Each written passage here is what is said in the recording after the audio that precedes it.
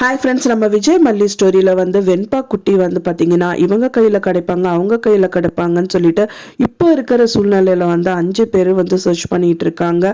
So இவங்க கையில் கிடைப்பாங்களா அப்படின்னா கண்டிப்பாக வந்து மெயினாக வந்துட்டு இந்த பாசிட்டிவ் பர்சன் கிட்ட கிடைச்சா மட்டும்தான் மல்லியை வந்துட்டு பார்த்தீங்கன்னா விஜய் வந்துட்டு முழுசாக ஏற்றுப்பாரு. அப்படி இல்லை இந்த நெகட்டிவ் பர்சன் இந்த ராஜி நிஷா இல்லை கதிரேஷன் யாராவது பார்த்துட்டாங்க அப்படின்னா போச்சுங்க, இன்னி வந்து அவங்களோட நிலைமை வந்து மோசமாக போயிடும். ஸோ அந்த மாதிரி ஒரு விஷயம் வந்து கண்டிப்பாக மல்லிக்கு நடக்காது அப்படிங்கிற மாதிரி தான் தெரியுது. எவ்வளவோ முயற்சி பண்ணுறாங்க மல்லி. இப்போ வந்து பார்த்தீங்கன்னா போன எபிசோடு பொறுத்த வரைக்கும் வந்துட்டு வெண்பா பார்க்கணும்னு சொல்லிட்டு அங்கே இருக்கிற, அதாவது இப்போ அந்த ஆட்டோ டிரைவர் அண்ணா சொல்லி அந்த பர்சன் ஒரு லேடி கூட்டிகிட்டு போய் காமிக்கிறாங்க. ஸோ அங்கேயும் வந்து வெண்பா இல்லை. இருந்தாலும் வந்து யாராக இருந்தாலும் நம்ம மனசு வந்து உறுத்தும் இல்லையா? ஸோ நம்ம வெண்பா குழந்தை நம்ம குழந்தையோட வயசுலேயே தான் அந்த குழந்தையும் கடத்தப்பட்டிருக்காங்க. அப்படிங்கும் போது அவங்களோட பேரண்ட்ஸ் வந்து எவ்வளோ சஃபர் ஆவாங்க அப்படிங்கிறது வந்து மல்லிக்கு நல்லாவே தெரியும். ஸோ அதனாலேயே வந்து பார்த்தீங்கன்னா ரிட்டர்னாக திரும்பவும் ஓடி போகிறாங்க. ஸோ அந்த லேடியும் வந்து தடுக்கவும் செய்கிறாங்க. இருந்தாலும் வந்து பார்த்திங்கன்னா அவங்கள தள்ளி விட்டுட்டு போகிறாங்க.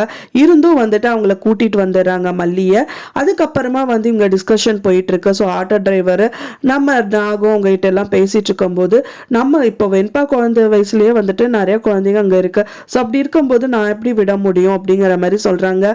ஸோ தப்பிச்சோம் பொழைச்சோன்னு வந்திருக்கோம். ஸோ இங்கேருந்து கிளம்புனா மட்டும்தான் நம்ம உயிர் தப்பிக்கும். அப்படி நம்ம உயிர் இருந்தால் தான் குழந்தைகளை காப்பாற்ற முடியும்னு சொல்லிட்டு ஸோ அங்கேருந்து கிளம்பி போயிடுறாங்க. ஸோ அவங்க கிளம்புறதுக்கு முன்னாடி அங்கே ஒரு பெரிய ரணகலமாக அங்கே ஒரு விஷயம் நடந்துட்டுருக்கு. மெயினாக இந்த ராஜி வந்து பார்த்தீங்கன்னா இவ்வளோதான் அவ்வளோதான் இல்லைங்க, மல்லியை எப்படியாவது வந்துட்டு வீட்டை விட்டு துரத்தணும், அதுக்கப்புறம் விஜய் துரத்தலான்னு சொல்லிட்டு இப்போ இந்த துடுப்பு சீட்டை வந்து யூஸ் பண்ணுறாங்க. மெயினாக மல்லி கன்சீவ் ஆயிருக்காங்க அப்படிங்கிறதுக்கான விஷயம் தெரிஞ்சது இல்லையா? ஸோ அதை வச்சு கதிரேஷனையும் வந்துட்டு கூட்டிகிட்டு வந்துட்டு அவங்களையும் பேச வைக்கிறாங்க, இவங்களும் பேசுகிறாங்க.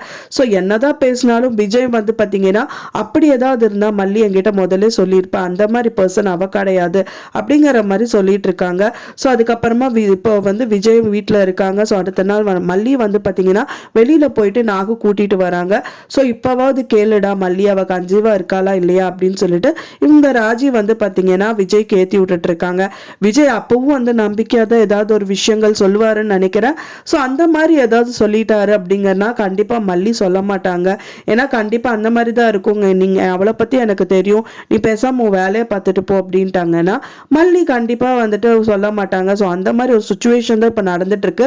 ஏன்னா வந்து நாகுவும் வந்து அவங்க ரூம்ல வந்துட்டு மல்லிகிட்ட பேசிட்டு இருக்காங்க. மல்லி இந்த விஷயத்த சொல்லிடு அவர்கிட்ட அப்படிங்கிற மாதிரி சொல்றாங்க. மல்லி வந்து தயக்கத்தில் உட்காந்துட்டு இருக்காங்க. ஸோ இதனாலேயே வந்து பார்த்தீங்கன்னா விஜய் கண்டிப்பாக மல்லி கிட்ட கேட்டிருக்கவும் மாட்டாரு. அண்ட் தென் மல்லியும் விஜய் கிட்ட சொல்லியிருக்க மாட்டாங்க. ஸோ இது அப்படியே நீடிச்சிட்டு இருக்கு அப்படிங்கிற மாதிரி தெரியுது. ஸோ இதுக்கு மெயினான காரணம் என்னன்னு பார்த்தீங்கன்னா வெண்பா குட்டி வந்து மல்லிக்கு கிடைக்கணும். ஸோ வெண்பா வந்துட்டு சர்ச் பண்ணிட்டு இருக்காங்க. கூடிய விரைவில் வந்து வெண்பாவும் கிடைக்கணும். ஏன்னா வந்து வெண்பாக்கு ஒரு இக்கட்டான ஒரு சூழ்நிலையும் வந்து அங்கே நடந்திருக்கு.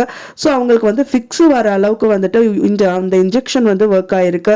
ஸோ ஃபீவர் வந்து கண்ட்ரோல் ஆயிருக்கு. இருந்தாலும் இன்னொரு டேப்லெட் கொடுத்தா கண்ட்ரோல் ஆயிரும் அப்படின்னு தான் அந்த கம்பவுண்டரும் சொல்றாங்க. அப்படி இருந்தும் அந்த லேடி கேட்காம இல்லை அந்த நீ என்னதான் இருந்தாலும் வந்துட்டு பார்த்தீங்கன்னா நீ ஊசி போடுறது போட்டுரு அப்படிங்கிற மாதிரி சொல்றாங்க. ஸோ அவங்கள நம்பிட்டு ஊசியும் போடுறாங்க. ஸோ அந்த ஊசியோட எஃபெக்ட்னால வந்து பார்த்தீங்கன்னா அந்த குழந்தைக்கு முடியாமல் போயிடுது. ஸோ அதுக்கப்புறம் அந்த குழந்தைய தூக்கிட்டு போயிட்டு ஹாஸ்பிட்டல் கூட்டிகிட்டு போகிறாங்க. ஸோ அந்த டயத்தில் வந்து மல்லி முதலே வந்து டாக்டர்கிட்ட கன்சல்ட் பண்ணிட்டு இருந்தாங்க இல்லையா?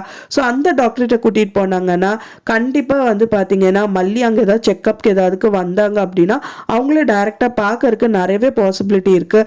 அப்படியே இல்லாட்டாலும் அந்த கம்பவுண்டர் வந்து பார்த்தீங்கன்னா மல்லி யாராவது கிட்ட அந்த ஃபோட்டோ கொடுத்து விசாரிச்சுட்டு இருக்கும்போது அவங்களே டைரெக்டாக இந்த பொண்ணாமா, நான் இந்த பொண்ணு எனக்கு நல்லாவே தெரியும், அந்த பொண்ணுக்கு உடம்பு சரியில்லைன்னு சொன்னாங்க, நான் தான் வந்து இன்ஜெக்ஷன் போட்டேன், ஸோ அந்த குழந்தையும் இங்கே தான் அட்மிட் பண்ணியிருக்கோம் அப்படின்னு ஏதாவது ஒரு விஷயம் சொன்னாங்கன்னா போதும், அதுவே ஒரு நல்ல துடுப்பிச்சிட்டா போகும்.